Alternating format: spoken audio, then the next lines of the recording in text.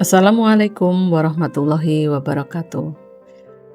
Sahabat Aisyah yang dimuliakan Allah, pada kesempatan ini saya akan menyampaikan menjaga lingkungan hidup bagian dari ibadah pada Allah.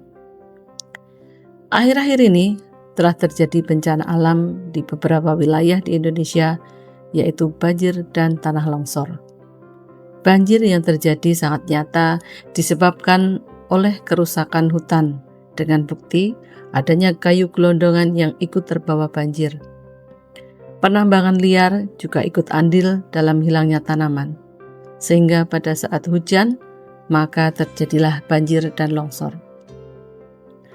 Lingkungan hidup, menurut pandangan hidup warga Muhammadiyah, adalah amanah yang wajib dikelola, dipelihara, dan dimakmurkan, serta dilarang keras untuk dirusak. Allah telah melarang merusak bumi yang termaktub dalam Al-Quran surat Al-A'raf ayat 56 yang artinya, "Dan janganlah kamu berbuat kerusakan di bumi setelah diciptakan dengan baik. Berdoalah kepadanya dengan rasa takut dan penuh harap. Sesungguhnya rahmat Allah sangat dekat kepada orang-orang yang berbuat baik."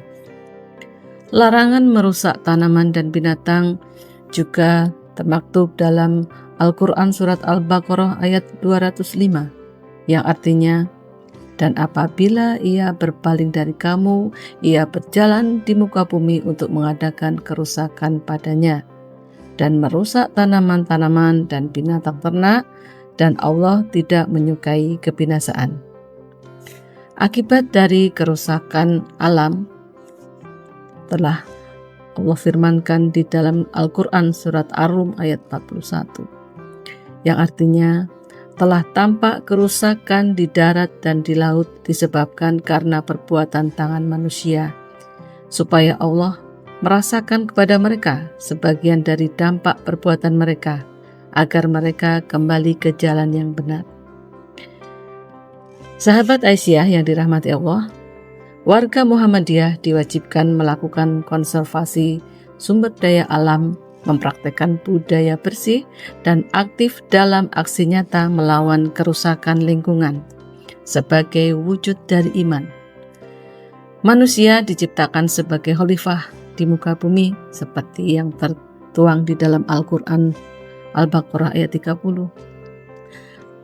Ayat ini menegaskan bahwa peran manusia sebagai pengelola dan perawat bumi, bukan sebagai perusak.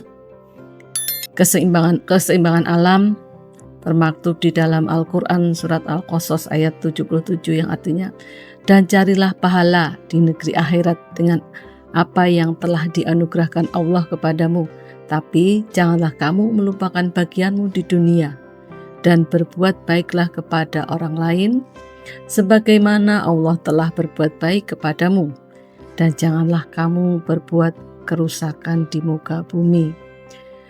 Ayat-ayat tersebut menuntut umat Islam untuk aktif melestarikan alam sebagian dari keimanan dan tanggung jawab moral. Berikut ini ada beberapa hadis yang menjelaskan tentang pelestarian lingkungan, antara lain yaitu anjuran untuk bercocok tanam atau menanam pohon, menghijaukan bumi. Dari hadis riwayat Bukhari dijelaskan tentang tidaklah seorang muslim yang bercocok tanam atau menanam satu tanaman, lalu tanaman itu dimakan oleh burung atau manusia atau hewan, melainkan itu menjadi sedekah baginya. Hal ini jelas sekali bahwa menanam pohon bisa melestarikan lingkungan dan juga bermanfaat bagi manusia, dan yang jelas adalah bernilai pahala sedekah yang terus mengalir. Bayangkan saja, dalam satu pohon itu bisa menghasilkan oksigen berapa liter yang sangat dibutuhkan untuk kita. Larangan merusak dan perintah menjaga kebersihan. Jelas sekali bahwa yang diriwayatkan hadis riwayat Muslim, jika ada seorang yang menyingkirkan dahan sampah agar tidak mengganggu dan menyakiti muslim, maka baginya adalah surga. Nah, itu hadis yang diriwayatkan oleh Muslim. Dari sini terlihat bahwa menjaga kebersihan lingkungan pun menjadi bagian dari pahala yang akan mendapatkan ganjaran dari Allah. Pemanfaatan tanah secara produktif diriwayatkan oleh Ibnu Majah, yaitu barang siapa yang menghidupkan bumi yang mati, maka bumi itu akan menjadi miliknya. Hal ini jelas sekali bahwa perintah-perintah menjaga lingkungan adalah suatu keharusan bagi kita sebagai khalifah di muka bumi untuk menjaga kelestarian lingkungan.